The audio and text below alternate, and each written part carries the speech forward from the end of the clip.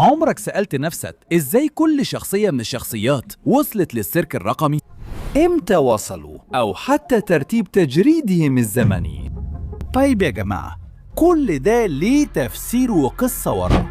يلا نبدأ. في سنة 1999 شركة C&A كانت بتطور أكبر مشروع ليها، ذكاء اصطناعي يقدر يولد عوالم بنفسه. أهم الناس اللي شاركوا في المشروع ده كانوا جراند المعروف أكتر باسم كينجر، وكمان سكراتش. أفكار سكراتش كانت متأثرة بعقلية مش مستقرة من الأول. في نفس السنة دي، سنة 1999، دخل أول الخاضعين للتجربة النظام: كينجر، كويني، سكراتش، سبايك، راتي، بيسكو وورمو. مش واضح قوي إذا كانوا كلهم أول المبرمجين في السيرك الرقمي، بس اللي كان واضح لينا جدا إن وصولهم ما كانش متخطط له. في الحقيقة احنا شايفين سكراتش متضايق جدا من كين بسبب اللي عمله، وعلى الرغم إنهم أول جيل من الشخصيات في السيرك الرقمي المدهش فعلا إن عدى سنة كاملة قبل ما نشوف أول مجرد في التاريخ، واللي كان هو نفسه سكراتش، نفس الشخص اللي أعطى الأفكار لإنشاء كين، وده حصل سنة 2000. ممكن حتى ما كانوش يعرفوا إن التجريد كان ممكن يحصل جوه السيرك، وده أكيد كان ليه تأثير كبير عشان بعد سنة كاملة ظهر المجرد اللي بعده. في سنة 2001 اتجرد بيسكو، مهرج صغير لابس بدلة منقطة. بعد سنتين في 2003 وقع سبايك الديناصور البنفسجي، ونفس الكلام حصل مع راتي في 2005 وورمو في 2006. وأخيراً في 2007 اتجرد واحد من أهم الشخصيات في السلسلة دي. الجيل الأول ده كويني، اللي كانت الزوجة المحبوبة لكينجر. أكتر حاجة حزينة إن كينجر وعد مراته كويني إنه طول ما هما مع بعض مش هيسيب يحصل لها أي حاجة مهما حصل. دايما ودلوقتي انت هتنزل الابو. هو بنفسه شاف لما كين دخلها الأبو، يعني كينجر بقى لوحده. المفاجئ إنه ما انفصلش عن الواقع رغم إنه قعد لوحده سنتين ورا بعض. إحنا مش عارفين إذا كان في الوقت ده كان بيعيش مغامرات مع كين ولا عمل إيه بالظبط، بس وحدته انتهت في 2009 مع وصول راجاثا. وصول راجاثا بيخلينا ندرك إن كان لسه في ناس في منشآت سي وآي. لما راجاثا ظهرت في السيرك قالت: يا جماعة سامعيني؟ إزاي أشيل ده؟ أنا مش عارفة أشيل ده. مش معروف إذا كان الأولاد اللي كانت بتكلمهم هم الشخصيات اللي جت بعد كده، ولا باحثين كانوا عايزين يكملوا مشروع السيرك الرقمي. وفي نفس السنة دي كمان جالنا كوفيمو والسايكلوب الوردي، اللي هيكونوا الجيل التاني من الشخصيات في السيرك الرقمي. في سنة 2010 السايكلوب الوردي اتجرد لأسباب مش معروفة. في الحقيقة احنا تقريبا ما عندناش معلومات كتير عن الشخصية دي. العجيب إن في نفس السنة دي ظهر شخصية بشريطة برتقالية، واللي فضلت سنة واحدة بس في السيرك الرقمي لأنها دخلت في حالة التجرد في 2011.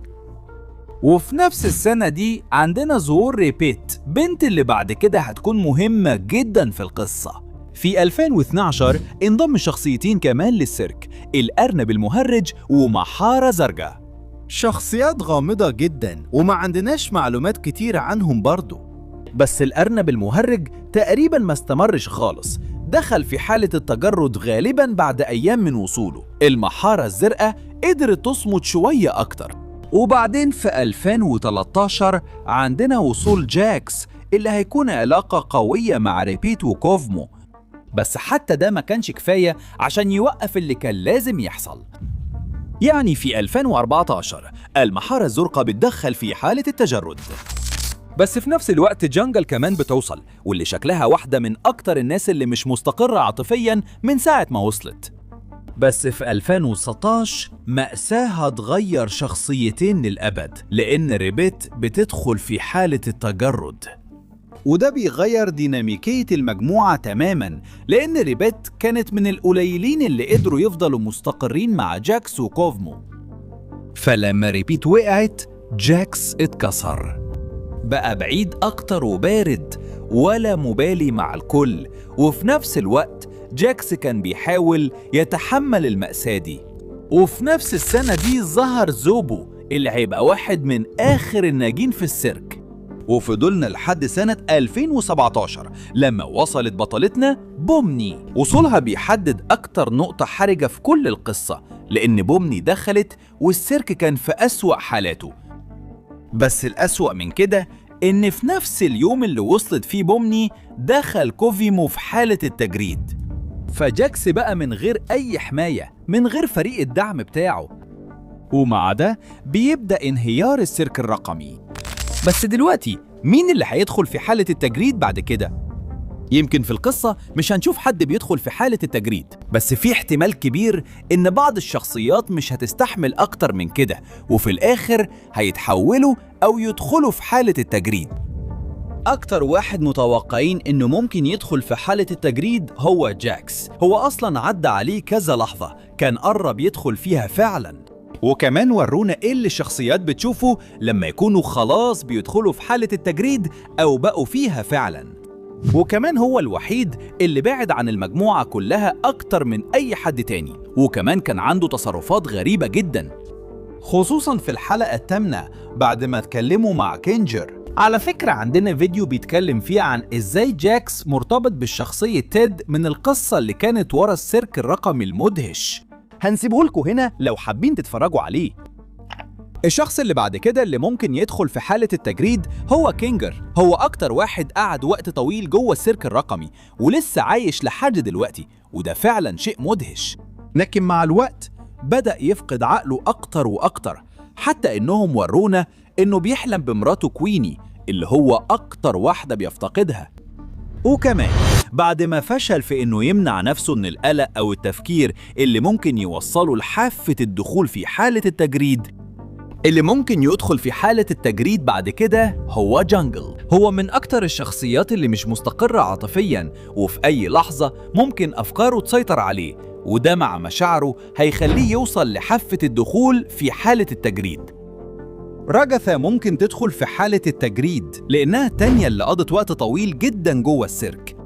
هي حاولت تكون الأم للجميع، وحتى باين عليها إنها عايزة تنقذهم، بس بالنسبة للباقيين هم شايفينها مجرد عروسة قماش بسيطة.